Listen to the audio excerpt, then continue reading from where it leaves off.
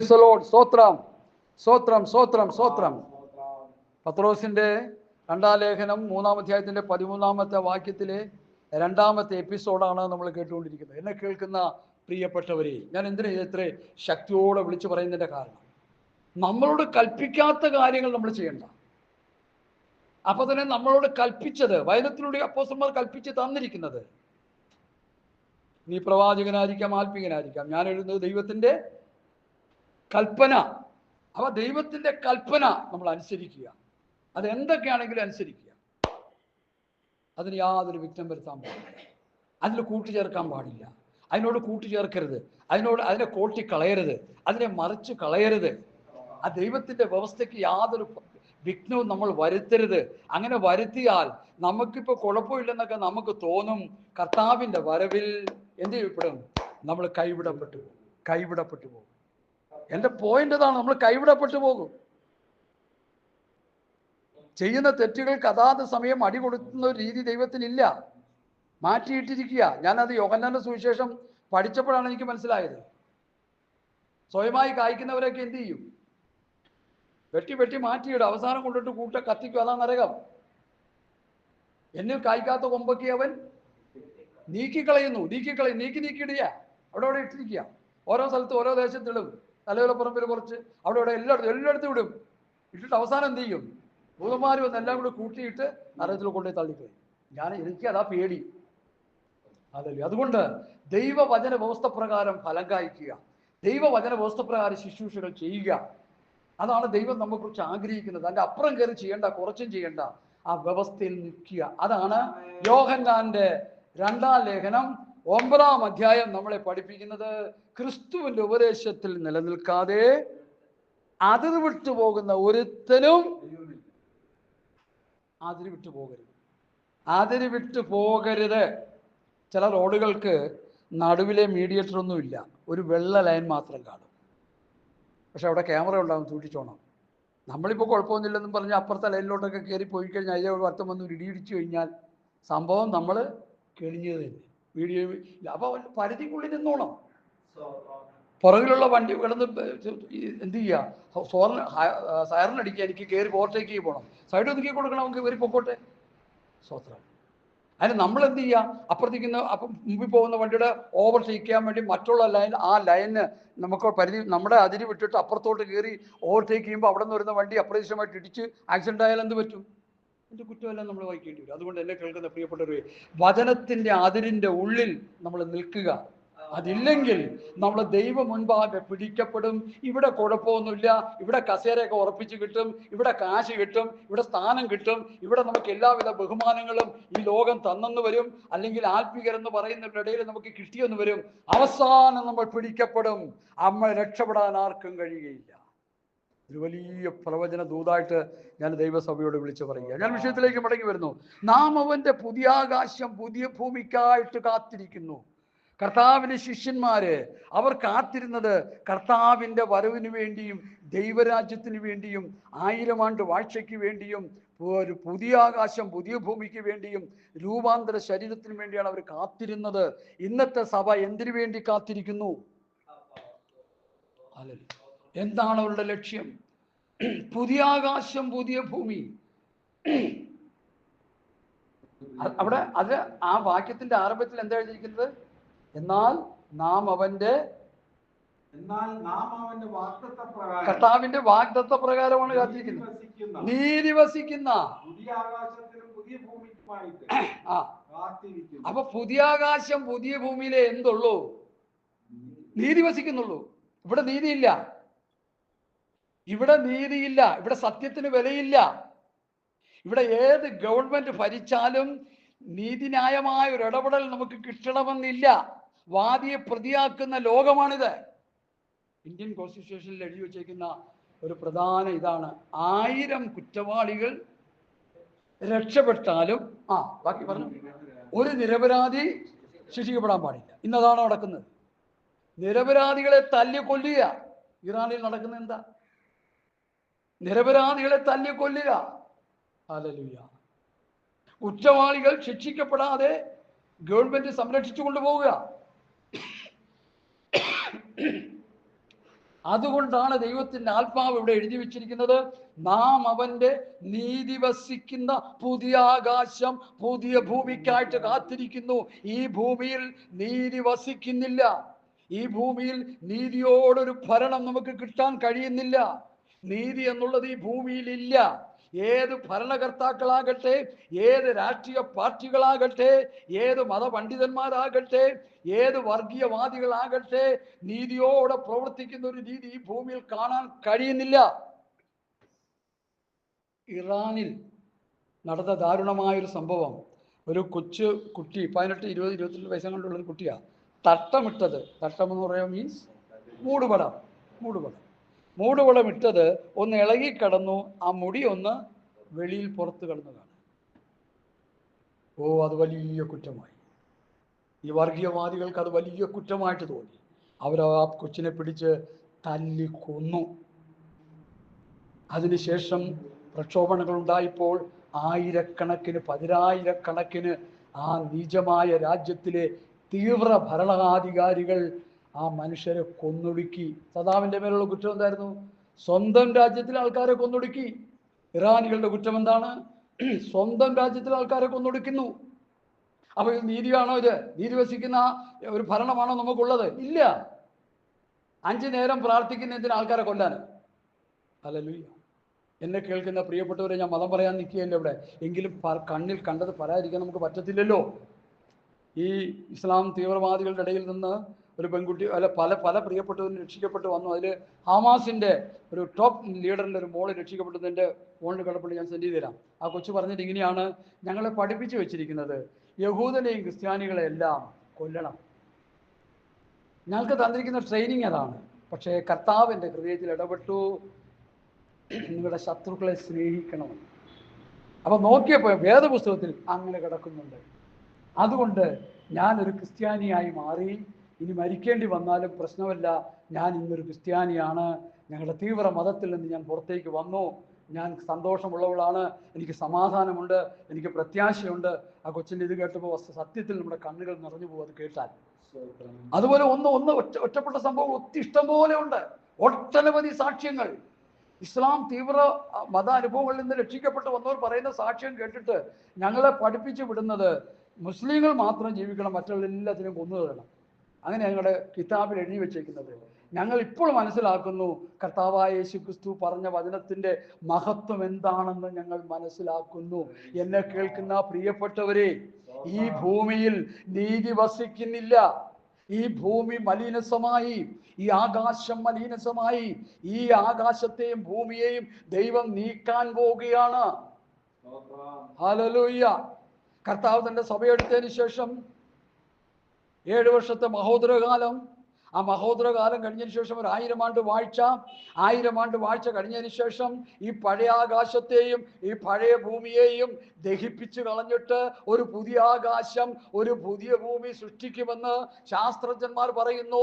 സത്യവേദ പുസ്തകത്തിലെ വിശുദ്ധ പ്രവാചകന്മാരും കർത്താവും അതിനെക്കുറിച്ച് പഠിപ്പിച്ചിട്ടുണ്ട്. അതാണ് നമ്മുടെ ഇന്നത്തെ വിഷയം.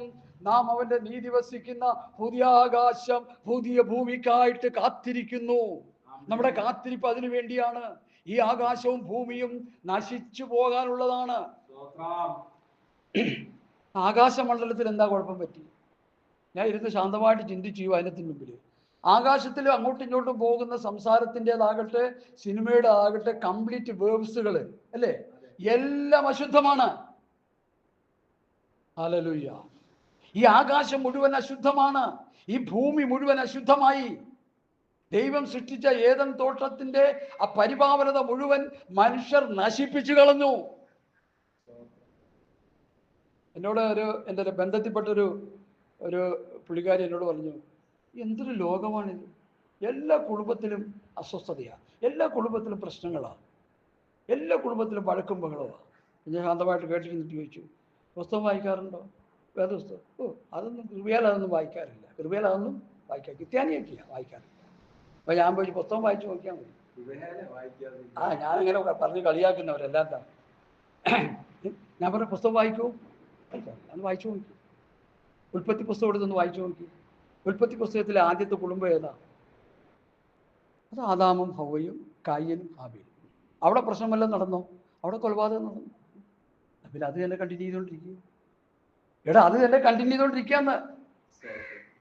ഒന്നാം കുടുംബത്തിൽ കൊലപാതകം നടന്നെങ്കിൽ ആ കൊലപാതകത്തിന്റെ പരമ്പര ലോകം മുഴുവൻ നടന്നുകൊണ്ടിരിക്കുക. മനുഷ്യനെ അങ്ങ് കൊല്ലുക. കോഴിക്കടയിൽ കോഴി വെട്ടുന്ന പോലെയാണ് തീവ്രവാദികൾ മനുഷ്യനെ കൊല്ലുന്നത്. ഹല്ലേലൂയ. അത് ഏത് മതമാണെങ്കിലും ഏത് മാർഗമാണെങ്കിലും അത് പൈശാചികമാണ്, അത് ദൈവഹിതപ്രകാരമല്ല, അത് അഹങ്കാരത്തിന്റെ പ്രവൃത്തികളാണ്. അവരെ ദൈവം ന്യായം വിധിക്കും, സംശയമില്ല. ഞാൻ അതിനെക്കുറിച്ച് ചിന്തിച്ചപ്പോൾ എനിക്ക് മനസ്സിലാകുന്നുണ്ട്. ചിന്തകൾ പെട്ടെന്ന് പറയാതെ ആർക്കും ഇഷ്ടപ്പെടുന്ന വിഷയങ്ങളല്ല. ഈ അറേബ്യൻ നാടുകളിലെ അവരൊക്കെ ജീവിച്ചു വളർന്നതൊക്കെ ആദ്യത്തെ ആ പുരാതന പ്രാരംഭ ബിഗിനിങ് ആദ്യത്തെ അനുഭവങ്ങളെ നമ്മൾ പഠിച്ചു വരുമ്പോൾ, ഹിസ്റ്ററി പഠിച്ചു വരുമ്പോൾ അവരുടെ വീടുകൾ അങ്ങനെയുള്ള വീടുകളാണ്. മണ്ണ് കുഴച്ചുണ്ടാക്കിയ വീട് അല്ലേ. അതിന് ഒരു ചെറിയൊരു കിളിവാതിലുണ്ടാവും. അതിൻ്റെ ഉള്ളിൽ പലക കൊണ്ടുള്ള കട്ടിൽ പോലത്തുള്ളൊക്കെ സംവിധാനമൊക്കെ ചെയ്ത് അവരൊരു പരുവത്തിലൊക്കെ അങ്ങനെ കഴിഞ്ഞു വന്നു വരുന്നു. എന്നാൽ കാലത്തിൻ്റെ കടന്നുപോക്കിൽ സത്യവേദ പുസ്തകം വായിച്ചു പഠിച്ചപ്പോൾ ഇസഹാക്കിൽ നിന്ന് 12 പ്രഭുക്കന്മാർ ഉത്ഭവിക്കുമെന്ന് ദൈവം പറഞ്ഞു. അതുപോലെ ഇസ്മേലിന്റെ സന്തതി പരമ്പരയിൽ നിന്നും 12 പ്രഭുക്കന്മാർ ഉത്ഭവിക്കും. അപ്പോൾ ഈ പ്രഭുക്കന്മാർ ഉത്ഭവിച്ചാൽ മണ്ണ് വിട്ട് കിടക്കാൻ പറ്റുമോ? അതിനനുസരിച്ച് സംഭവങ്ങൾ മാറുക, കാലങ്ങൾ മാറി, സാഹചര്യങ്ങൾ മാറി, ഭൗതികത്തിന്റെ ആ ദാരിദ്ര്യത്തിന്റെ അവസ്ഥകൾ മാറി, സമ്പന്നമായി. എണ്ണ കൊണ്ട് അറേബ്യൻ രാജ്യങ്ങൾ സമ്പന്നമായി. അതവിടെ പിതാക്കന്മാർ ചെയ്ത സുഹൃതം കൊണ്ടൊന്നുമല്ല, സ്വർഗത്തിലെ ദൈവം അവരോട് പറഞ്ഞു. സ്വത്രം. ഹാഗാറിന്റെ സന്തതിയായ ഇസ്മേലിന്റെ വംശ പരമ്പരയിൽ നിന്ന് 12 പ്രഭുക്കന്മാർ എഴുന്നേറ്റ് വരുമെന്ന് ദൈവം പറഞ്ഞു. ഇസഹാക്കിന്റെ സന്തതി പരമ്പരയിൽ നിന്നും 12 പ്രഭുക്കന്മാർ എഴുന്നേറ്റ് വരുമെന്ന് പറഞ്ഞു. ഹല്ലേലൂയ. അവർക്ക് കിട്ടിയ സമ്പന്നത, ഈ എണ്ണപ്പാടങ്ങൾ ദൈവത്തിന്റെ ബ്ലെസ്സിംഗ് ആണ്, യാതൊരു സംശയവുമില്ല. സർവശക്തനായ ദൈവം പറഞ്ഞതിന്റെ അനുഗ്രഹത്തിന്റെ കലവറകളാണ് എണ്ണപ്പാടങ്ങൾ. ഇന്ന് എണ്ണപ്പാടങ്ങൾക്ക് എന്താ പറ്റി? തീ കത്തിക്കൊണ്ടിരിക്കുക. എന്താ കാര്യം? അഹങ്കാരം. ഹോർമോസ് കടലിടുക്കിലൂടെ ഒരു കപ്പൽ പോകാനായിട്ട് എത്ര കോടി രൂപയാണ്? 18 കോടി രൂപ ഒരു കപ്പലിന് പോകാൻ. ആര്? അവർ ചാർജ് ചെയ്യുക. അപ്പൊ ഈ കാശ് ഇത് ഇങ്ങനെയാണെങ്കിൽ വേറെ ഒരു ജോലിയും ചെയ്യണ്ടല്ലോ, അവർ എണ്ണയും വിൽക്കണ്ടല്ലോ. വല്ലവരുടെയും എണ്ണ, അവരുടെ എണ്ണ തന്നെ എടുത്തിട്ട് ഇതിലെ പോകുമ്പോൾ എണ്ണയുടെ കാശും വേണം, 18 കോടി അല്ലേ പോക്കിന് ഉള്ളത്. അപ്പൊ കാശ് എത്രയായി? ചിന്തിച്ചു നോക്കിയേ. ഞാൻ ഇതിനെക്കുറിച്ച് പഠിച്ചുകൊണ്ടിരിക്കുകയെന്നേ. ഇങ്ങനെ കോടികൾ ഉണ്ടാക്കിയ വർഷങ്ങൾ കഴിഞ്ഞപ്പോൾ കോടിക്കണക്കിന്, അതായത് സംഖ്യയില്ലാത്ത സമ്പത്ത് വന്ന് അടിഞ്ഞു കഴിഞ്ഞപ്പോൾ ഈ മനുഷ്യന്മാർക്ക് അഹങ്കാരം മൂത്തിട്ട് അവരെന്ത് ചെയ്യുക? തമ്മി തല്ലി ചത്തോണ്ടിരിക്കുക. നാടൻ ഭാഷ ഇങ്ങനെ പറയാമല്ലോ, എന്താ പാസ്റ്ററെ, നിന്നെയും കൊല്ലും ഞാനും ചാവും, നിന്നെയും കൊല്ലും ഞാനും ചാവും, നീയും ജീവിക്കണം ഞാനും ജീവിക്കണ്ട, ആ അവസ്ഥയിലേക്ക് വന്നിരിക്കുക. എന്തിനാണ് നമ്മളിടന്ന് ചാകുന്നത്? നമ്മളിടന്ന് ഞാൻ ഈ കഴിഞ്ഞ ദിവസം പ്രസംഗിച്ചപ്പോൾ ആ മർമ്മം വെളിപ്പെട്ട്, യഹൂദന്റെ പ്രമാണവും ന്യായപ്രമാണം, കണ്ണിന് കണ്ണ് പല്ലിന് പല്ല്. മറ്റേ ഹാഗാറിന്റെ സന്തതി പരമ്പരയിൽപ്പെട്ട അറബികളുടെയും പ്രമാണം ഇത് തന്നെ. സംബന്ധിച്ചല്ലിട്ട് നമ്മളെന്തിനാ കിടന്ന് ചാകണം? ഇതിൻ്റെ ഇടയിൽ ഇവിടെ രണ്ടുപേരും ന്യായപ്രമാണ പ്രകാരം തമ്മിൽ തല്ലി വഴക്കുണ്ടാക്കി ചത്തോണ്ടിരിക്കുക. അതിൻ്റെ ഇടയിൽ നമ്മൾ കിടന്ന് വേലാൽപ്പെടേണ്ട കാര്യം എന്തിരിക്കുന്നു? ഒരു കാര്യമില്ല. ദൈവം സൃഷ്ടിച്ചതും ദൈവം കൊടുത്തതുമായ ബ്ലെസ്സിങ്, സ്വത്രം സദൃശവാക്യങ്ങളിലാണെന്ന് തോന്നുന്നു, അതോ സഭാപ്രസംഗിൽ, ദൈവം മനുഷ്യനെ നേരുള്ളവനായി സൃഷ്ടിച്ചു, അവനോ അനേകം സൂത്രങ്ങളെ അന്വേഷിച്ചു വരുന്നു. മറ്റുള്ളവനെ എങ്ങനെ കൊന്നു മുടിക്കാമെന്നുള്ള സൂത്രങ്ങൾ അന്വേഷിച്ചു വരുന്നു. ഇപ്പോൾ ഇറാനിൽ സംഭവിക്കുന്ന രാഷ്ട്രീയം പറയല്ല, ക്ഷമിക്കണം, ഇറാന്റെ ഭൂമിക്കടിയിൽ ലോകത്തുള്ള എല്ലാ രാജ്യങ്ങളെക്കാളും ഏറ്റവും കൂടുതൽ മിസൈലുകൾ ഉണ്ടാക്കി 20 അടിയും 20 മീറ്റർ എന്നൊക്കെ പറയുന്നത് എനിക്കറിയില്ല കൃത്യമായിട്ട്, വളരെ ആഴത്തിൽ ഇവൾ മിസൈൽ ഉണ്ടാക്കി, ഭൂഗർഭ അറകൾ ഉണ്ടാക്കി, അതിൽ മിടുക്കന്മാരാകുമാര് ഈ എലികളെ പോലെ. മനുഷ്യനാണ് ഭൂമിക്ക് മുകളിൽ ജീവിക്കുന്നത്, ഈ എലിയൊക്കെയാണ് എന്ത് ചെയ്യുക? ഭൂമിയുടെ അടിയിൽ ജീവിക്കുന്നത്. മനുഷ്യനെ കൊന്നൊടുക്കിയിട്ട് പോയി അടിയിൽ പോയി ജീവിക്കുക, അത് ഭീരുത്വമാണ്. ഉണ്ടാക്കി വെച്ചിരിക്കുക. അത് ഇസ്രയേൽ സ്കാൻ ചെയ്ത് നോക്കിയപ്പോൾ, അമേരിക്കയുടെ പുതിയ ടെക്നോളജി നോക്കിയപ്പോൾ മുഴുവൻ അടിയില്ല. ഇപ്പോൾ അവർ ചെയ്തുകൊണ്ടിരിക്കണമെന്ന് വെച്ചാൽ ഒരു മെഷീൻ, ഒരു മൊബൈൽ, ഒരു മിസൈൽ കൊണ്ടുവന്ന് അതിന് മിസൈൽ ലോഞ്ചിൽ കൊണ്ടുവന്ന് വെച്ച് സെറ്റ് ചെയ്ത് വിടുന്ന സമയത്ത് ഇവരിവിടെ നിന്ന് സ്കാൻ ചെയ്ത് നോക്കിയിട്ട് ആ മിസൈൽ വിടുന്നതിന് മുമ്പ് അടിച്ച് പൊളിച്ചു കളയുക, അവരുടെ എൻട്രൻസ് പൊളിക്കുക, അവരുടെ ആ മിസൈൽ സംഭരണ ശാലകൾ പൊളിച്ചു കളയുക. അങ്ങനെ പൊളിച്ച് ഏകദേശം തീരാറായി. എന്നാലും ഇപ്പോഴും കുന്നുകൂടി കിടപ്പുണ്ട്. അതിങ്ങനെ തകർത്തുകൊണ്ടിരിക്കുക ഓരോ ദിവസവും. ഞാൻ ചോദിക്കട്ടെ, 5 നേരം പ്രാർത്ഥിച്ചിട്ട് ഇതെന്തിനാ ഇതൊക്കെ ചെയ്യുന്നത്? മനുഷ്യനെ കൊല്ലാനാണോ? കൊല്ലാൻ ആര് പറഞ്ഞു? ഹല്ലേലൂയ. ആദ്യത്തെ കൊലപാതകം നടത്തിയവന് ദൈവം കൊടുത്ത ശിക്ഷ എന്തായിരുന്നു അമ്മാമ എന്ന് പറഞ്ഞ്? കയ്യിന് ദൈവം കൊടുത്ത ശിക്ഷ ശപിക്കപ്പെട്ടവനല്ല, ഉഴലെന്ന് അലഞ്ഞ് നടക്കുന്നവനാണ്. ഈ നായ നടക്കുന്ന പോലെ. സ്വത്രം ദൈവം കൊടുത്ത ശിക്ഷയാ. നിന്റെ സഹോദരനെ കൊന്നതുകൊണ്ട് നീ ഉഴന്ന് അലഞ്ഞ് വലഞ്ഞ് നടക്കുന്ന അവസ്ഥയിൽ ഇന്ന് മനുഷ്യൻ അങ്ങനെ ആയില്ലേ? ഹല്ലേലൂയ. സ്വത്രം. എന്നെ കേൾക്കുന്ന വാത്സല്യ ദൈവമക്കളെ, ഈ ഭൂമിയിൽ യാതൊരു നീതിയും വസിക്കുന്നില്ലെന്ന് പറയാനാണ് ഞാൻ ഇത്രയും കാര്യങ്ങൾ പറഞ്ഞുകൊണ്ട് വന്നത്. ഈ ഭൂമിയിൽ യാതൊരു നീതിയും വസിക്കുന്നില്ല. ഈ ഭൂമി ശാപഗ്രസ്തമായി കിടക്കുകയാണ്. ആദാമ്യ പാപം നിമിത്തം ഈ ഭൂമി മുഴുവൻ ശപിക്കപ്പെട്ടു. ആദാം നിമിത്തം ഈ ഭൂമി മുഴുവൻ ശപിക്കപ്പെട്ടു. ശാപത്തിന്റെ കീഴിൽ ഈ ഭൂമി കിടക്കുകയാണ്. ഫലവൃക്ഷാദികൾ വേണ്ട രീതിയിൽ ഫലം തരുന്നില്ല. സ്വത്രം. മനുഷ്യന്റെ പ്രവർത്തനങ്ങളൊന്നും നന്നായി പോകുന്നില്ല. മനുഷ്യന്റെ പുരോഗതികൾ വളരെ നല്ലതാണെങ്കിലും ഈ പുരോഗമനം മുഴുവൻ മനുഷ്യനെ കൊന്നൊടുക്കാനാണെന്നുള്ളത് മനസ്സിലാക്കണം. 196 രാഷ്ട്രങ്ങളുണ്ടെന്നൊക്കെയാ പറയുന്നത്. ചിലർ പറഞ്ഞ് 200-ന് മുകളുണ്ട്. എത്ര ഉണ്ടെങ്കിലും ആയിക്കോട്ടെ, ഈ 196 രാഷ്ട്രങ്ങളും അല്ലെങ്കിൽ 200 രാഷ്ട്രങ്ങൾ ഈ ഭൂമിയിലുള്ളത്, ആ 200 രാഷ്ട്രങ്ങളും അവരവരുടെ സ്വത്രം ഡിഫൻസിന് അല്ലെങ്കിൽ തമ്മിത്തല്ലി ചാകാൻ വേണ്ടിയാണ് അവരായുധങ്ങൾ സ്വരൂപിച്ച് വെച്ചിരിക്കുന്നത്. അവരുടെ ഭൗതികത്തിന്റെ സിംഹഭാഗവും അവർ ചെലവഴിക്കുന്നത് മനുഷ്യനെ കടിച്ചു കീറി കൊല്ലാനാണ്.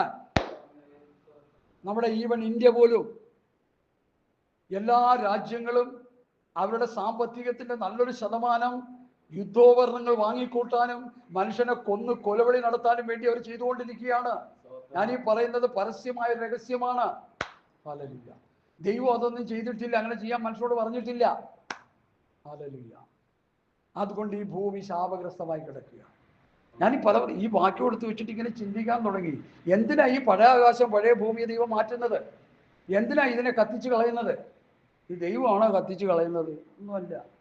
അതിൻ്റെ തിയോളജിക്കലായിട്ടുള്ള പഠനം നടത്തിയാൽ ഇന്ന് മനുഷ്യൻ കൂട്ടി വെച്ചിരിക്കുന്ന ഈ യുദ്ധോപകരണങ്ങൾ, ഈ കെമിക്കൽസ് വേപ്പൺസ്, ഈ ആയുധങ്ങൾ എല്ലാ രാജ്യങ്ങളും എടുത്ത് ഒരുപോലെ പ്രയോഗിച്ചാൽ ഈ ഭൂമി ഒരു തീഗോളമായി മാറും. പണ്ട് എനിക്ക് തോന്നുന്നൊരു പാസ്റ്റർ പ്രസംഗിക്കാൻ കേട്ടിട്ടുണ്ട്, 100 പ്രാവശ്യം ഈ ഭൂമിയെ ദഹിപ്പിച്ചു കളയാനുള്ള ആയുധങ്ങൾ നമ്മൾ തന്നെ സ്റ്റോക്കി വെച്ചു. നമ്മളെന്ന് പറഞ്ഞാൽ ഇന്ത്യക്കാരെന്നല്ല അർത്ഥം, പക്ഷെ മനുഷ്യൻ എല്ലാ രാഷ്ട്രങ്ങളും ചേർന്ന് ഉണ്ടാക്കി വെച്ചിട്ടുണ്ട്. ഇത് ചുമ്മാ ഉണ്ടാക്കി വെച്ചതല്ല, ഇത് പ്രയോഗിക്കും. ഇതിനൊരു സമയമുണ്ട്. ഈ ലോകത്തെ മുഴുവൻ നശിച്ചു കളയാൻ വേണ്ടി അവൻ തന്നെ ഉണ്ടാക്കി വെച്ചിരിക്കുന്ന, മനുഷ്യൻ തന്നെ ഉണ്ടാക്കി വെച്ചിരിക്കുന്ന ആയുധങ്ങൾ മനുഷ്യൻ തന്നെ എടുത്ത് പ്രയോഗിച്ച് മനുഷ്യന്റെ പ്രയത്നം കൊണ്ട് തന്നെ ഇത് മുഴുവൻ കത്തി നശിച്ച് തീരും. പുതിയ നിയമസഭയ്ക്ക് ദൈവത്തിന്റെ ആത്മാവ് ഒരു ദൂത് പത്രോസിനോട് തന്നിരിക്കുന്നു. എന്നാൽ നാം അവന്റെ നീതി വസിക്കുന്ന പുതിയ ആകാശം പുതിയ ഭൂമിക്കായിട്ട് കാത്തിരിക്കുന്നു. പത്രോസിന്റെ ആ 2-ാം ലേഖനം 3-ാം അധ്യായത്തിന്റെ 1 മുതലുള്ള വാക്യങ്ങളൊന്ന് വായിച്ചേ. ഉറച്ചു വായിച്ചേക്കണം, ഇതൊന്ന് കേൾക്കണം. 2 പത്രോസ് 3-ന്റെ 1 മുതൽ. പ്രിയമുള്ളവരെ, ഞാനിപ്പോൾ നിങ്ങൾക്ക് എഴുതുന്നത് 2-ാം ലേഖനമല്ലോ. ആമേൻ. സ്തോത്രം. വിശുദ്ധ പ്രവാചകന്മാർ മുൻപറഞ്ഞ വചനങ്ങളും നിങ്ങളുടെ അപ്പസ്തോലന്മാർ മുഖാന്തരം ആമേൻ കർത്താവും രക്ഷിതാവുമായവൻ തന്ന കൽപ്പനകളും ഓർത്തുകൊള്ളണമെന്ന് ലേഖനം 2-ലും ഞാൻ നിങ്ങളെ ഓർമ്മപ്പെടുത്തി നിങ്ങളുടെ പരമാർത്ഥ മനസ്സ് ഉണർത്തുന്നു. അടുത്ത അവന്റെ പ്രത്യക്ഷതയുടെ വാഗ്ദത്തം എവിടെ? പിതാക്കന്മാർ നിദ്ര കൊണ്ട ശേഷം സകലവും സൃഷ്ടിയുടെ ആരംഭത്തിൽ ഇരുന്നതുപോലെ തന്നെ ഇരിക്കുന്നു എന്ന് പറഞ്ഞ് സ്വന്തം മോഹങ്ങളെ അനുസരിച്ച് നടക്കുന്ന പരിഹാസികൾ പരിഹാസത്തോടെ അന്ത്യകാലത്ത് വരുമെന്ന് വിശേഷാൽ അറിഞ്ഞുകൊള്ളുവിൻ. അടുത്ത ആകാശവും വെള്ളത്തിൽ നിന്ന് വെള്ളത്താലുളവായ ഭൂമിയും പണ്ട് ദൈവത്തിന്റെ വചനത്താൽ ഉണ്ടായി എന്നും അതിനാൽ അന്നുള്ള ലോകം ജലപ്രളയത്തിൽ മുങ്ങി നശിച്ചുവെന്നും ഇപ്പോഴത്തെ ആകാശവും ഭൂമിയും അതേ വചനത്താൽ തീക്കായി സൂക്ഷിച്ചും ന്യായവിധിയും ഭക്തികെട്ട മനുഷ്യരുടെ നാശവും സംഭവിപ്പാനുള്ള ദിവസത്തേക്ക് കാത്തുമിരിക്കുന്നു എന്നും അവർ മനസ്സോടെ മറന്നു കളയുന്നു. നമ്മൾ മറന്നു കളയരുത്. ആരാ ഈ അവർ മനസ്സോടെ മറന്നു കളയുക? അവരെന്ന് പറഞ്ഞാൽ ആരാ? പരിഹാസികൾ, ദൈവമില്ല എന്ന് പറയുന്നവർ, നിരീശ്വരവാദികൾ. റഷ്യ ഭരിക്കുന്ന പുടിൻ നിരീശ്വരവാദിയാ. ദൈവമുള്ളത് കുരിശൊക്കെ വാനവും മുത്തയൊക്കെ ചെയ്യും. കുരിശിന്റെ മഹത്വം എന്താണെന്ന് പുള്ളിക്കറിയാം. വെറുതെ ഇരിക്കുന്ന ഒരു ചുമ്മാ ഒരു രാജ്യത്തെ കയറി ആക്രമണം ചെയ്ത് എത്ര എണ്ണത്തിനെ കൊന്നു? ഒരാഴ്ച കൊണ്ട് കീഴ്പ്പെടുത്താൻ പോയിട്ട് 2 വർഷമായിട്ട് ഇപ്പോഴും അടി മേടിച്ചുകൊണ്ടിരിക്കുകയല്ലേ. വലിയ പരാജയമാണ് ഏറ്റുവാങ്ങിയിരിക്കുന്നത്. മിണ്ടാതിരിക്കുക. ഇപ്പോൾ നീ ചിന്തിക്കട്ടെ, നമ്മൾ രാഷ്ട്രീയം പറയല്ല. ഈ ഇറാൻ യുദ്ധത്തിൽ ആരുടെ പുറകെ നിന്ന് കളിക്കുക? ഇറാന്റെ പുറകെ നിൽക്കുക. അടിച്ചോ എന്ന് പറയുക. ചൈന അപ്പുറത്തുണ്ട്. കുറച്ച് മിസൈൽ മതി, അടിച്ചോ. അത് ഈ മണ്ടക്കോ സ്വാമികൾ ഇത് വാങ്ങി ഇങ്ങനെ അടിച്ചുകൊണ്ടിരിക്കുക. അവര് ഇസ്രയേലും അമേരിക്കയും കൂടി അടിച്ചു പൊളിച്ച് ഓരോ സംസ്ഥാനങ്ങളും തകർത്ത് തരിപ്പണമായിക്കൊണ്ടിരിക്കുമ്പോൾ ഇവർ വിടുന്നത് 15 എണ്ണത്തിൽ ഒരെണ്ണം അവിടെ വീണാലായി. ബാക്കി മുഴുവൻ അവർ സമൃദ്ധമായിട്ട് അടിച്ചു കളഞ്ഞുകൊണ്ടിരിക്കുക. ഇവന് 15 എണ്ണം 50 എണ്ണം കൊണ്ടുവിട്ട് 50ഉം നാശം വിതച്ചുകൊണ്ടിരിക്കുക. വല്ല ബോധമുണ്ടവർക്ക്? ചുമ്മയാണോ കാട്ട് കഴുതിയെന്ന് പറയുന്നത്? സ്വത്രം വചനത്തിൽ അങ്ങനെ പറയുന്നില്ലേ? പറയുന്നുണ്ട്. ഞാനിതിനെക്കുറിച്ച് പഠിക്കുന്ന ഒരു മനുഷ്യൻ, അതുകൊണ്ടാണ് ഈ പറയുന്നേ. വല്ലവരും കേട്ട് ഇങ്ങനെ ചെയ്തുകൊണ്ടിരുന്നാൽ അവസാനം എന്ത് പറ്റും? കുട്ടിച്ചോറാകും രാജ്യം. ഇപ്പൊ അങ്ങനെ ആയില്ലേ? ഇറാന്റെ ഒരു ജില്ല പോലും ഇല്ല അമേരിക്കയുടെയും ഇസ്രയേലിന്റെയും ബോംബ് പതിക്കാത്തത്. രാഷ്ട്രീയ നിരീക്ഷകരും യുദ്ധതന്ത്രജ്ഞന്മാരും പറയുന്ന വാർത്തകൾ ഞാൻ സസൂക്ഷ്മം കേട്ടിട്ടാണ് ഞാൻ ഈ പറയുന്നത്. ചുമ്മാ പറയില്ല. എനിക്ക് ആരുടെയും പക്ഷമില്ല. ഇസ്രയേലിന്റെ പക്ഷമില്ല, അമേരിക്കയുടെ പക്ഷമില്ല, ഇറാന്റെ പക്ഷമില്ല. ഞാൻ ദൈവത്തിന്റെ പക്ഷക്കാരനാണ്. Hallelujah, hallelujah. കാര്യങ്ങളെ അപഗ്രഥിച്ച് പഠിച്ച് ഞാൻ പറയുന്നത് മാത്രമേ ഉള്ളൂ. മനുഷ്യന് ദൈവം തന്നിരിക്കുന്നത് ഏറ്റവും 2 പ്രധാന കാര്യങ്ങൾ. ഒന്ന് വിവേകവും ഒന്ന് പരിജ്ഞാനവുമാണ്. ബുദ്ധിയും വിവേകവും പരിജ്ഞാനവും മനുഷ്യനില്ലെങ്കിൽ വല്ലവന്റെയും തല്ലുകൊണ്ട് ചാകുക എന്നുള്ളതല്ല, വേറെ ഒരു വഴിയില്ല. ഈ ഇടയ്ക്ക് ഈ വിഷയത്തെക്കുറിച്ച് ഞങ്ങളെല്ലാം സംസാരിച്ചപ്പോൾ ഒരു ബാങ്കിൽ വെച്ചാൽ സംസാരിച്ചപ്പോൾ അതിൽ ഒരാൾ വന്നിട്ട് പറയാണ്, വല്ല ആവശ്യമുണ്ടോ ഇറാന്? ഒന്ന് താണു കൊടുത്താൽ പോരായിരുന്നോ? ഞങ്ങളില്ല കേട്ടോ, വഴക്കുണ്ടാക്കാനൊന്നുമില്ല, ഞങ്ങൾ യുദ്ധത്തിനൊന്നും വരില്ല, എന്താണെന്ന് വെച്ചാൽ നമുക്ക് ചെയ്തേക്കാം. അല്ലെങ്കിൽ ഈ രാജ്യം ഇന്നാണ് ഈ ഇറാൻ എന്ന് പറഞ്ഞ രാജ്യം പാസ് ഉദ്ദേശിക്കുന്നത് എന്താ? പാർസികൾ എന്ന് പറഞ്ഞ വേദോസ്തത്തിലൊരു ഗ്രൂപ്പുണ്ട്, അവരാണ് ഇറാൻ. ഈജിപ്ത്, പാർസി, ഈ 2 രാജ്യങ്ങളാണ് വേദോസ്തത്തിൽ ഏറ്റവും പ്രധാനമായിട്ടുള്ളത്. മറ്റതൊക്കെ പിന്നെയാ, ലെബനോനൊക്കെ പിന്നെ വരുന്നത്. പ്രതാപമുള്ള രാജ്യമായിരുന്നു ഈജിപ്ത്, ഇസ്രായേൽ മക്കളെ അടിമകളാക്കി വെച്ചിരുന്നവർ. അത് കഴിഞ്ഞ് പാർസികൾ, പിന്നെ കുറച്ചുണ്ട് കേട്ടോ, സിറിയതൊക്കെ ഉണ്ട്. പക്ഷേ ഇതിൽ ഏറ്റവും പ്രധാനമായിട്ടുള്ള 2 രാഷ്ട്രങ്ങളായിരുന്നു ഈജിപ്തും ഈ പറഞ്ഞ ഇറാൻ അല്ലെങ്കിൽ പാർസികൾ. ഇറാൻ എന്ന് പറഞ്ഞാൽ ഫലസമ്പുഷ്ടവും വളരെ അനുഗ്രഹിക്കപ്പെട്ടതുമായ നല്ല ഭൂപ്രദേശങ്ങളുള്ള രാജ്യം. ഈജിപ്തും അതുപോലെയാണ്. അറബ് രാജ്യങ്ങളെല്ലാം അങ്ങനെയാണ്. കാരണം ദൈവത്തിന്റെ ബ്ലെസ്സിങ് അല്ലേ അവർക്ക് കിട്ടിയത്. അവരുടെ പിതാക്കന്മാർ ചെയ്ത നന്മ കൊണ്ടാണോ ആ ഭൂമി അനുഗ്രഹിക്കപ്പെട്ടത്? അല്ല, ദൈവത്തിന്റെ ബ്ലെസ്സിങ്. സർവശക്തനായ ദൈവം അനുഗ്രഹിച്ചു. അനുഗ്രഹമാണ് അത് മുഴുവൻ. അനുഗ്രഹം മുഴുവൻ അവര് നാശത്തിന് വേണ്ടിയല്ലേ വിനിയോഗിക്കുന്നെന്ന് ഓർക്കുമ്പോഴാണ് ഹൃദയത്തിൽ വേദനയുള്ളത്. ആരാണ്ട് ഈ ഇടയ്ക്ക് ചോദിച്ചു, നിങ്ങൾ കിട്ടുന്ന ഓയിലിന്റെ എണ്ണ ഈ ഹോർമോൺസ് ഇടുക്കിലൂടെ പോകുമ്പോൾ നിങ്ങൾ മേടിക്കുന്ന 18 കോടി ഇത് വാങ്ങി കൂട്ടി വെച്ച് നിങ്ങളുടെ രാജ്യത്തിന്റെ അഭിവൃദ്ധിക്ക് വേണ്ടി നിങ്ങൾ ചെലവഴിക്കാതെ ഇസ്രയേലിനെതിരെ തച്ചുടയ്ക്കാൻ വേണ്ടി 4-5 ഭീകരവാദികൾക്ക് ഈ കാശ് കൊടുത്ത് അവരെ നിങ്ങൾ പ്രോത്സാഹിപ്പിച്ച് ഇസ്രയേലിനെ അടിച്ചത് കൊണ്ടല്ലേ ഇസ്രയേൽ അമേരിക്ക പോലും പിന്മാറാൻ പറഞ്ഞിട്ട് ഞങ്ങളെ ഒന്ന് തീർത്തിട്ടേ ഞങ്ങൾ അടങ്ങുള്ളൂ എന്ന് പറഞ്ഞു. കാരണം എന്താ? അത്രയ്ക്ക് അവർക്ക് വേദനയുണ്ട്, ഹൃദയത്തിൽ പകയുണ്ട്, വിദ്വേഷമുണ്ട്. ഈ രാജ്യത്തിന് കിട്ടിയ നന്മ മുഴുവൻ മറ്റൊരു രാജ്യത്തെ തകർക്കാൻ വേണ്ടി ഉപയോഗിക്കാം. ഇടയ്ക്ക് വേറൊരു കൂടി കേട്ടോ, ഒരു ക്ലോക്ക് ഉണ്ടാക്കി വെച്ചിട്ടുണ്ട് അത്ര ഇറാനിൽ, ടെഹ്റാനിൽ. അത് അറിയില്ലല്ലേ? ആ ക്ലോക്ക് എവരുടെ ദിവസം എണ്ണിക്കൊണ്ടിരിക്കുകയായിരുന്നു. ആരുടെ? ഇസ്രയേലിന്റെ. ആ ക്ലോക്ക് പ്രകാരം ഒരു നിശ്ചിത സമയം വരുമ്പോൾ ഇസ്രയേൽ ഭൂമുഖത്ത് കാണത്തില്ലെന്ന്. എന്നാണ് ഈ അടി നടന്നുകൊണ്ടിരിക്കുന്നത്. ആ അതെ, ഇസ്രയേലും അത് മനസ്സിലാക്കി. അവർക്കെല്ലാം അറിയാന്നേ. എടാ, സദാമിന്റെ അണ്ടർവെയറിന്റെ ബ്രാൻഡ് എന്താണെന്ന് മനസ്സിലാക്കിയവരാണ് ഈ അമേരിക്കയും അവരുടെ ടെക്നോളജി. അതിനേക്കാൾ വലിയ ഹൈ ടെക്നോളജിയാണ് ഇസ്രയേലിനുള്ളത്. അപ്പോൾ എന്താണെന്ന് എല്ലാവർക്കും അറിയാം. ഇതാണ്ടാരെല്ലാം പറഞ്ഞ പോലെ എടുത്ത് ചാടി അടി വാങ്ങി തീർന്നുകൊണ്ടിരിക്കുക. ചാകാൻ വേണ്ടി ഇറങ്ങിയിരിക്കുന്ന ഒരു ഗ്രൂപ്പായിട്ടാണ് അവർ മാറിയിരിക്കുന്നത്, യുദ്ധകൊതിയന്മാർ. നമ്മുടെ വിഷയം അതല്ല. ഞാൻ ഇവിടെ പറഞ്ഞു വരുന്നത്, ഈ ഭൂമിയിൽ നീതി വസിക്കുന്നില്ല. ഈ ഭൂമിയെ ദൈവം നശിപ്പിക്കാൻ പോകുന്നു. ഇന്നത്തെ ക്രൈസ്തവ സമൂഹത്തോടും ബന്ധക്കോസുകാരോടും എനിക്ക് പറയാനുള്ളത്, ഈ ലോകത്ത് മനുഷ്യൻ ചെയ്യുന്ന അക്രമങ്ങളും അനീതികളും ദൈവം കണ്ടും കേട്ടും ഇരുന്നിട്ട് ഈ ഭൂമിക്ക് ഒരു എക്സ്പയറി ഡേറ്റ് വെച്ചിട്ടുണ്ട്. ഒരു കുപ്പി വെള്ളം നിങ്ങൾ വാങ്ങിയാൽ, ഒരു ഓയിൽ വാങ്ങിയാൽ, എന്തെങ്കിലും ഒരു സാധനം വാങ്ങിയാൽ അതിനൊരു എക്സ്പയറി ഡേറ്റ് ഉണ്ട്. ഒരു ഫുഡ് ഐറ്റം ആണെങ്കിൽ നിർബന്ധമാണ്. ആ ഡേറ്റ് കഴിഞ്ഞ് അറേബ്യൻ രാജ്യങ്ങളിൽ നിന്ന് വിറ്റാൽ കടവരെ പൂട്ടിച്ചു കളയാനുള്ള നിയമം അവരുടെ പക്കലുണ്ട്. നമ്മുടെ ഇവിടെ നമ്മുടെ അടിയിൽ കൂടി കോട കൊടുത്ത് വാങ്ങി രക്ഷപ്പെട്ടു പോവുകയാണ് ചെയ്യുന്നത്. ഹല്ലേലൂയ. അപ്പൊ നിയമങ്ങളെ കാറ്റിൽ പറത്തി മുമ്പോട്ട് പോകുന്ന ലോകത്തിലെ സകല മനുഷ്യരോടും ദൈവത്തിന്റെ സ്വർഗീയ കോടതിയുടെ മുൻപാകെ അവർ പിടിക്കപ്പെടും. ഈ ഭൂമിയെ ദൈവം സങ്കീർത്തന പുസ്തകത്തിൽ ഇങ്ങനെയുണ്ട്, ഭൂമി അവൻ എന്തിനാ നിർമ്മിച്ചത്? പാർപ്പിനായിട്ട് നിയമിച്ചിരിക്കുക, കൊല്ലാനല്ല. മനുഷ്യന് പാർക്കാനാ ഭൂമി ഉണ്ടാക്കിയത്. ഭൂമിയിൽ അടിയിൽ മാളങ്ങൾ ഉണ്ടാക്കി, മിസൈൽ ഉണ്ടാക്കി, മറ്റുള്ളവന്റെ മണ്ടയ്ക്ക് കൊണ്ടുപോയി ചൊരിഞ്ഞ് അവനെ കൊല്ലാനല്ല ഭൂമി ഉണ്ടാക്കിയത്. ഹല്ലേലൂയ. കോടിക്കണക്കിന് രൂപ ഓരോ രാഷ്ട്രങ്ങളിൽ അവരുണ്ടാക്കിയെടുക്കുന്നത് അവരുടെ ഉന്നമനത്തിനായിട്ട് ഉണ്ടാക്കിയെങ്കിൽ ഈ ഭൂമി ഒരു നാടൻ ഭാഷയെ പറഞ്ഞ സ്വർഗമായി മാറി തന്നെ. ഇപ്പൊ കുട്ടിച്ചോറായില്ലേ? രാഷ്ട്രങ്ങൾ കുട്ടിച്ചോറായില്ലേ? സമൂഹങ്ങൾ കുട്ടിച്ചോറായില്ലേ? പിഞ്ചു കുഞ്ഞുങ്ങൾ പിടഞ്ഞു വീണ് മരിക്കുന്നില്ലേ? എത്രയോ കുഞ്ഞുങ്ങളാണ് ഗാസയിൽ മരിച്ചത്, എത്രയോ കുഞ്ഞുങ്ങളാണ് ഇറാനിൽ മരിച്ചത്.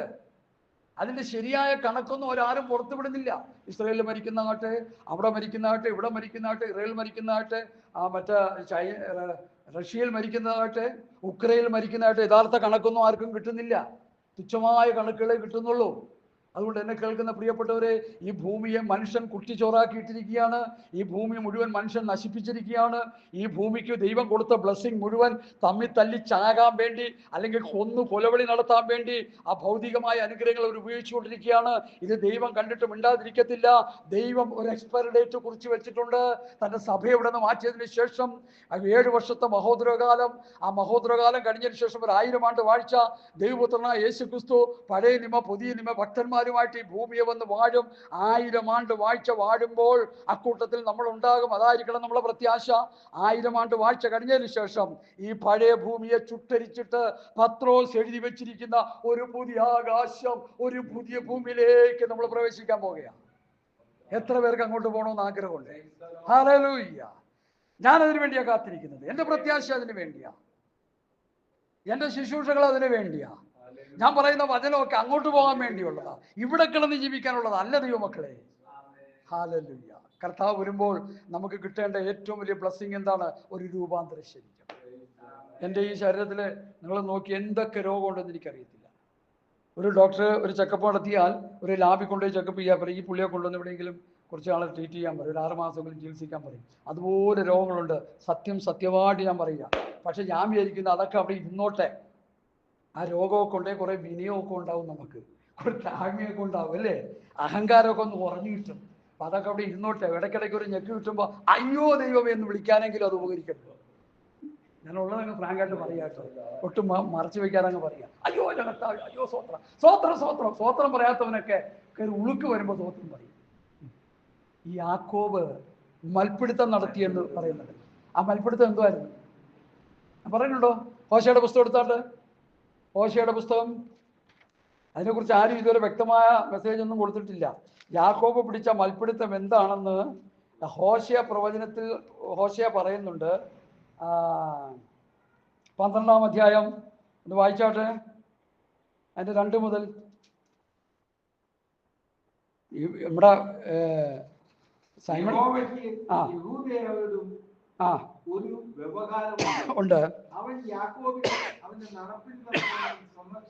യാക്കോബിനെ തന്റെ നടപ്പിന് തക്കവണ്ണം സന്ദർശിക്കും. അടുത്ത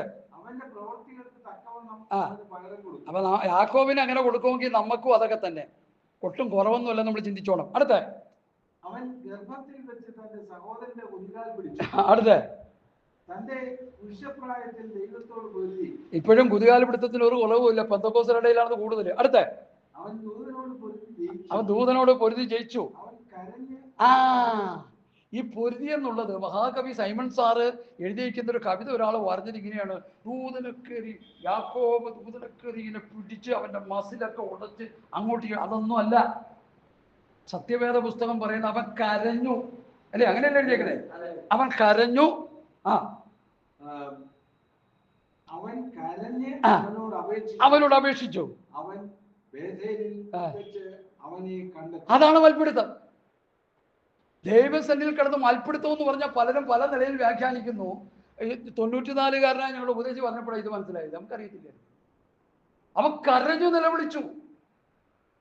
ഞാൻ അപ്പനെ കളിപ്പിച്ചവനാണ്, അപ്പൻ്റെ മുമ്പിൽ വേഷം കെട്ടി അനുഗ്രഹം പിടിച്ചെടുത്തവനാണ്. എന്നോട് മാപ്പാക്കണം, ക്ഷമിക്കണം. അതാ മൽപ്പിടുത്തം. പെന്തക്കോസ്ത് സമൂഹമേ, നമ്മൾ ചെയ്ത തെറ്റുകൾ ദൈവത്തോട് മൽപ്പിടിക്കുക എന്ന് പറഞ്ഞാൽ കരഞ്ഞ് നിലവിളിച്ച് മാപ്പ് അപേക്ഷിച്ചാൽ മാപ്പ് കിട്ടും, അല്ലെങ്കിൽ നമ്മൾ കൈവിടപ്പെട്ടു. അതിൽ ഒഴുക്കൊന്നുമല്ല. അതൊക്കെ അലങ്കാര ഭാഷത്തിൽ പലരും ഒക്കെ പദ്യങ്ങൾ ഉണ്ടാക്കി പാടുന്നവരുണ്ട്. അതൊക്കെ പറഞ്ഞോട്ടെ. ശൈശവാവസ്ഥയിൽ കിടക്കുക അവരല്ല, വേറൊന്നുമല്ല. കുറെ വചനം ആഴത്തിൽ പഠിക്കുന്നവരുണ്ട്, അല്ലാത്തവരുമുണ്ട്. ഒരല്പ വചനം കിട്ടി അതുകൊണ്ട് ഓടുന്നവരുണ്ട്. ശുശ്രൂഷയാണ്. എന്ത് ശുശ്രൂഷ? ദൈവസന്നിധി പ്രാർത്ഥിച്ച് പ്രാപിക്കുക. ഇന്നും പ്രാപിച്ചുകൊണ്ടിരിക്കുക. ഈ കഴിഞ്ഞ ദിവസം പ്രാപിച്ചതാണ് നിങ്ങളുടെ മുമ്പിൽ വന്ന് വിളമ്പുന്നത്, അല്ലാതെ വർഷങ്ങളായിട്ടുള്ളതൊന്നുമല്ല. എന്നെ കേൾക്കുന്ന പ്രിയപ്പെട്ടവരെ, ഹല്ലേലൂയ. യാക്കോബ് ചെയ്ത അതിക്രമങ്ങൾ അപ്പന്റെ മുൻപാകെ വേഷം മാറി അമ്മയുടെ ഒത്താശയോടുകൂടി റെക്കമെൻഡോടുകൂടി എന്ത് ചെയ്തു? ഏശാവിനുള്ള പോലെ രോമമൊക്കെ ആർട്ടിഫിഷ്യലായിട്ട് ഉണ്ടാക്കി വെച്ച് അപ്പന്റെ അനുഗ്രഹം തട്ടിയെടുത്ത് സംഗതി ഒക്കെ ചെയ്തു. എന്തോ പറ്റി? ഏശാവിനും അതുകൊണ്ട് ശിക്ഷയുണ്ടായി. ഒരു കിണ്ണം പായസത്തിന് വേണ്ടി അവൻ ജ്യേഷ്ഠവാസം വിറ്റുകളഞ്ഞത് കൊണ്ട് ഏശാവിന്റെ സന്തതി പരമ്പരകൾ ഒരു ഗ്രൂപ്പുണ്ട് അറബിൽ. മനസ്സിലായോ? അവകാശം നഷ്ടപ്പെടുത്തിയ ഏശാവിന്റെ സന്തതി പരമ്പരകൾ ഈ ഹാമാസും ഹിസ്ബുള്ളിലൊക്കെ കിടപ്പുണ്ട് ഇഷ്ടം പോലെ. ഞാൻ പിന്നീട് പഠിച്ചപ്പോഴേ എനിക്കത് മനസ്സിലായത്. അപ്പൊ നമുക്ക് തന്നിരിക്കുന്ന അവകാശവും നമുക്ക് തന്നിരിക്കുന്ന പദവിയും ദൈവം തന്നത് നഷ്ടപ്പെടുത്തി കളഞ്ഞാൽ എന്ത് സംഭവിക്കും? നമുക്കും അതേ ഗതി വരാനിടയായിത്തീരും. ഏശാവിന്റെ സന്തതി പരമ്പര ശാപഗ്രസ്തമായ ചരിത്രമാണ് വേദപുസ്തകം തരുന്നത്. ഏശാവിനുണ്ടായ അനുഗ്രഹങ്ങൾ എന്തൊക്കെയാണ്? ഏശാവിന്റെ അനുഗ്രഹം എന്തൊക്കെയായിരുന്നു? അതിനെക്കുറിച്ച് പഠിച്ചിട്ടുണ്ടോ നമ്മള്? അല്ലല്ലോ. ഞാനതൊന്ന് ഒന്ന് ഒന്ന് ഒന്ന് ഒന്ന് ശ്രമിക്കുകയാണ്. ഏശാവിന്റെ കിട്ടിയ അനുഗ്രഹങ്ങൾ എന്തൊക്കെയാണെന്ന് ഞാനൊന്ന് പറയാൻ പോവുകയാണ്. മശിക ഏകജാതന്റെ വംശാവലിയിൽപ്പെട്ടതാണ്. യഹൂദന്റെ ഏശാവിന് കിട്ടിയ യാക്കോബിന് കിട്ടിയ അനുഗ്രഹം. പൗരോഹിത്യം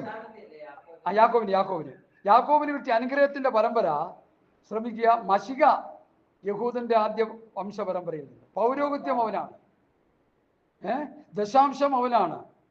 പിന്നെ സ്തോത്രം, 5 കൂട്ടം കാര്യങ്ങളാണ് ഞാനിവിടെ അത് നോട്ട് ചെയ്ത് വെച്ചിരിക്കുന്നത്. ആദ്യജാതനാണ് ഏറ്റവും വലിയ അനുഗ്രഹം. യഹൂദ കുടുംബത്തിൽ പറക്കുന്ന ഒരു വ്യക്തിക്ക് ഇരട്ടി പങ്ക് കൊടുക്കും. അപ്പന്റെ ഇരട്ടി പങ്ക്. പൗരോഹിത്യം ആദ്യജാതനാണ്. ഇരട്ടി പങ്ക് ആദ്യജാതനാണ്. പിന്നെ ദശാംശം ആദ്യജാതനാണ്. പ്രഭുസ്ഥാനം ആദ്യജാതനാണ്. മശിക അവന്റെ വംശപരമ്പരയിൽ നിന്നാണ് വരുന്നത്, യഹൂദൻ. ഈ 5 അനുഗ്രഹങ്ങളാണ് സ്തോത്രം യേശാവിന് കൊടുത്ത യാക്കോബിന് കൊടുത്ത അനുഗ്രഹങ്ങൾ. ആദ്യജാതനായ യേശാവിന് കൊടുത്ത അനുഗ്രഹങ്ങൾ. ഈ അനുഗ്രഹങ്ങൾ മുഴുവൻ എന്ത് ചെയ്തു അവൻ? എന്തിനു വേണ്ടി? ഒരു കിണ്ണം പായസത്തിന് വേണ്ടി. ഒരു കിണ്ണം പായസത്തിന് വേണ്ടി വയലിൽ നിന്ന് കയറി വരികയായിരുന്നു. ആര്? യേശാവ്.